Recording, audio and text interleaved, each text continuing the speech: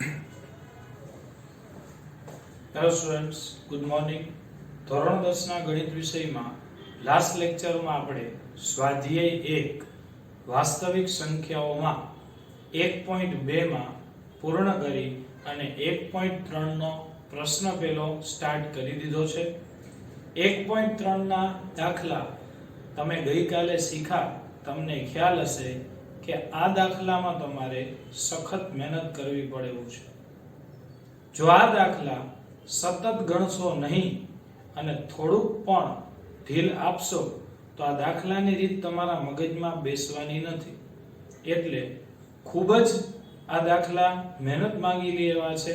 તો ખાસ ઘરે બધા આ દાખલાઓનું રિવિઝન કરતા રહેજો. 1.3 નો બીજો દાખલો ધ્યાન પહોંચાડજો. એ જ રીત છે ગઈકાલે શીખાતા. સાબિત કરો કે 3 + 2√5 અસમય છે.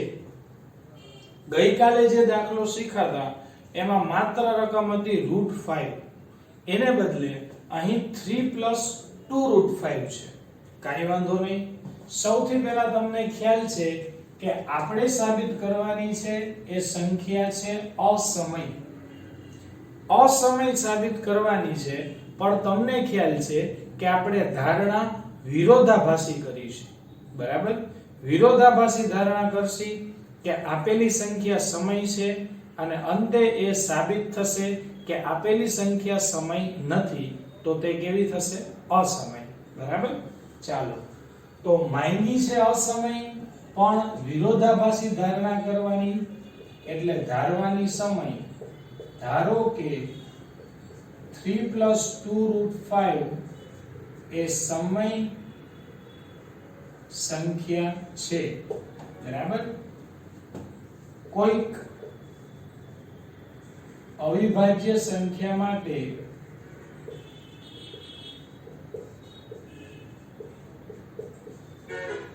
ચાલો a અને b અવિભાજ્ય સંખ્યા ધારીએ અને જો 3 + 2√5 એ સમય સંખ્યા હોય તો એના બરાબર આપણે ધારીશું a/b. Okay, 3 + 2√5 = a/b. એટલે અહીં આ બંને સમય સંખ્યા સાબિત થઈ જશે. હવે તમને ખ્યાલ છે કે અહીં 2√5 ને આપણે બનાવીશું સૂત્રનો કરતા +3 સામે જતા રહીએ તો -3 થઈ જાય. સાબિત કરવાની છે સંખ્યા અસમય, પણ વિરોધાભાસી ધારણામાં ધારીશું સમય. અંતે તે સમય છે એવું સાબિત થશે, પણ આપણે તો સાબિત કરવાની છે અસમય. એટલે આપણી ધારણા ખોટી છે. આ સમય સંખ્યા નથી, આ સમય સંખ્યા છે, અસમય નથી. બરાબર? અવિભાજ્ય સંખ્યા a અને b માટે જો આપેલી સંખ્યા સમય હોય તો તમને ખ્યાલ છે કે સમય સંખ્યા બરાબર a/b સ્વરૂપ, p/q સ્વરૂપ લખી શકીએ. બરાબર? એમાંથી 2√5 ને સૂત્રનો કરતા બનાવીએ, +3 સામે જાય તો માઈનસ થઈ જાય. ચાલો, છેદમાં b છે, ચલનો લસા લઈ લઈ, અથવા તો છેદને પોતાના સિવાયના અંશ સાથે ગુણી નાખીએ. 3 × b, b નો પોતાના અંશ સિવાયના અંશ સાથે ગુણાકાર થાય, b × 3 એટલે 3b/b. ચાલો, છેદના ચલનો લસા લઈ લીધો, b × 3 = 3b છેદમાં b. હવે અહીં આપણે √5 ને કરતા બનાવીએ, બાકીનું બધું એમને.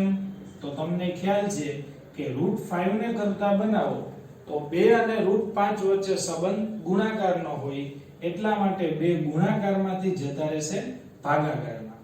આ મળ્યું આપણું મુખ્ય સાદુરૂપ દ્વારા જવાબ કે √5 બરાબર a - 3b છેદમાં 2b. તો અહીં તો મિત્રો સ્પષ્ટ વાત છે કે આપેલી સંખ્યા છે એ જ સમય છે. બરાબર છે? તો અહીં આપણે દાખલો આગળ વધારીએ. ખૂબ સહેલી રીત થઈ ગયા. તો √5 બરાબર a - 3b/2b એ સમય સંખ્યા છે, પરંતુ 3 + 2√5 એ અસમય સંખ્યા છે.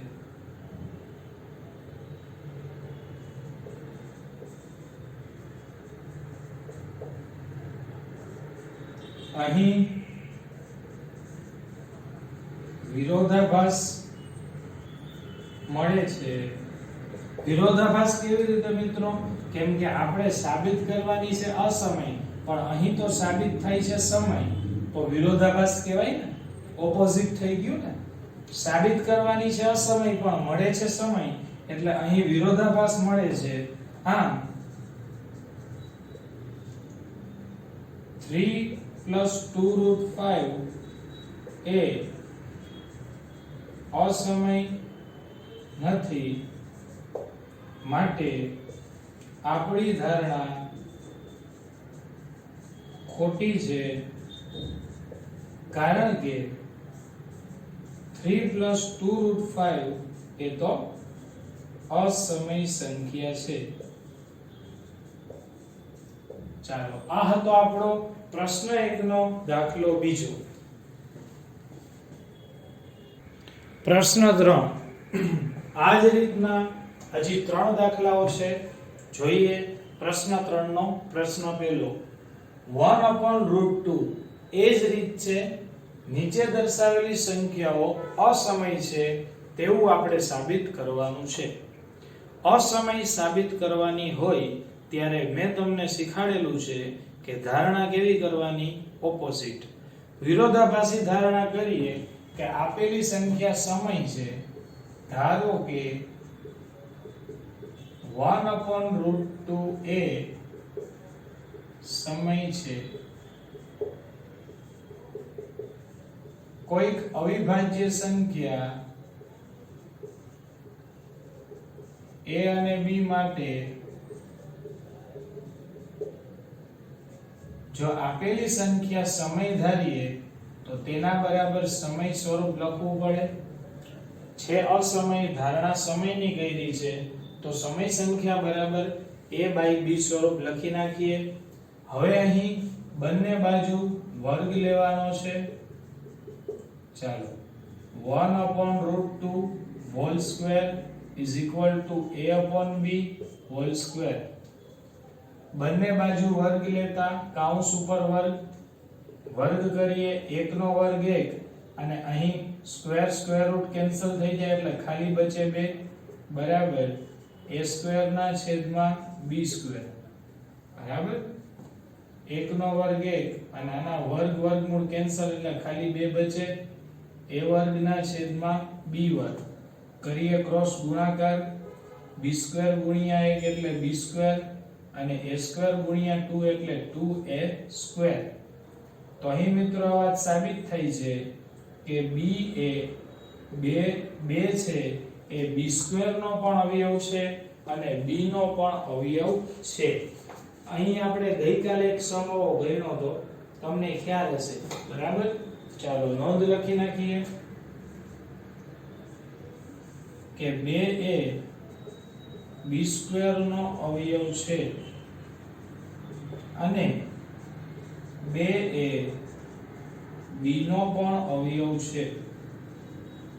કૌંસમાં લખી નાખું છું પ્રમેય 1.3 મુજબ. ખ્યાલ છે ને તમને? ગઈકાલે આપણે આ રીત કરેલી છે, ખોટો સમય નહીં બગાડે. હવે આગળના સાદુરૂપમાં મેં તમને શીખવાડ્યું છે કે હજી એક ચલ સંખ્યા ધારી લઈ. ચાલો, 2 = b. હજી એક ચલ સંખ્યા ધારી લેશી આપણે. બરાબર છે, કોઈ એક ચલ c ધારી લઈ. પ્રમેય 1.3 નો નિયમ તમને ખ્યાલ છે ને કે કોઈ પણ સંખ્યા આપેલી સંખ્યા વડે વિભાજ્ય હોય તો તેના વર્ગમૂળ વડે પણ વિભાજ્ય હોય જ. બરાબર,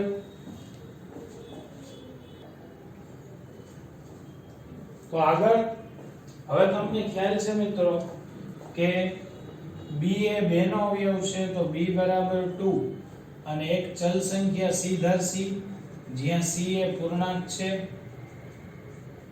હવે બંને બાજુ ફરી પાછો વર્ગ લેતા, ચાલો b નો વર્ગ બરાબર 2c નો વર્ગ, વર્ગ કરીએ b સ્ક્વેર બરાબર 4c² થશે, 2c એટલે 2 નો વર્ગ 4. હવે b² ની વેલ્યુ અહીં લખશી, પરિણામિક પરથી b² છે 2a², તો b² ને બદલે લખીએ 2a², b² ની વેલ્યુ 2a² = 4c². આને આપણે 2 વડે ભાગી નાખીએ, 2 2 કેન્સલ અને 2 દુ 4 એટલે a² બરાબર 2c².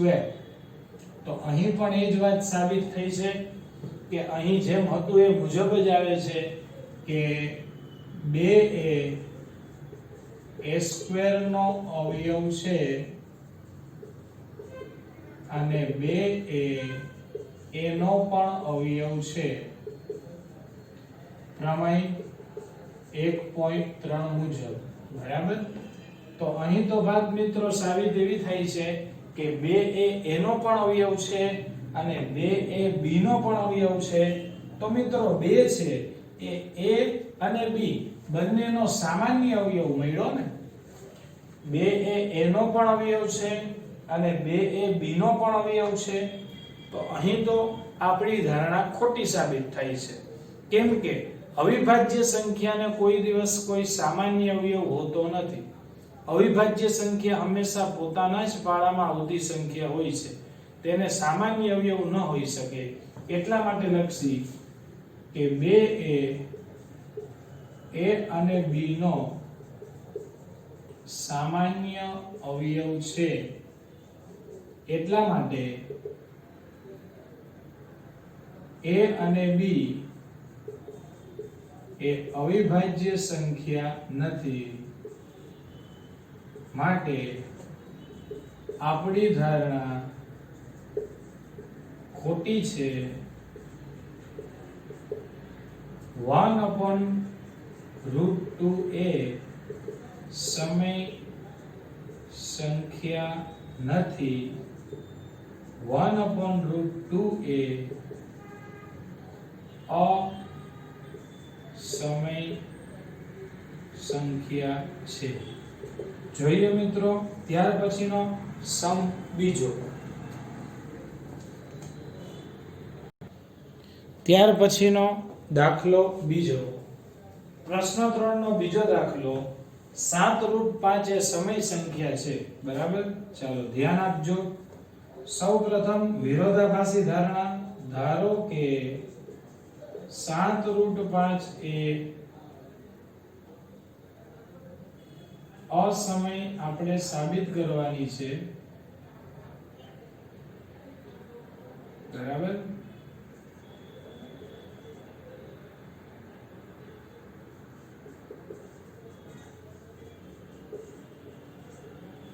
ચાલો ધારણા કરી નાખીએ કે ધારો કે માંગી છે અસમય, પણ આપણે ધારસી કે 7√5 એ સમય છે. જો સમય સંખ્યા હોય તો કોઈ અવિભાજ્ય સંખ્યા a અને b માટે 7√5 બરાબર a/b સ્વરૂપ લખી શકીએ, જેમાંથી √5 ને બનાવીએ સૂત્રનો કરતા, જેથી 7 ગુણાકારમાંથી જશે ભાગાકારમાં. અને અહીં તો મિત્રો √5 બરાબર a/7b એ તો સમય સંખ્યા સીધી સાબિત જ થઈ જાય છે. બરાબર. તો √5 એ સમય છે, માટે અહીં વિરોધાભાસ ઊભો થાય છે. માટે આપણી ધારણા ખોટી છે. √5 એ સમય સંખ્યા છે,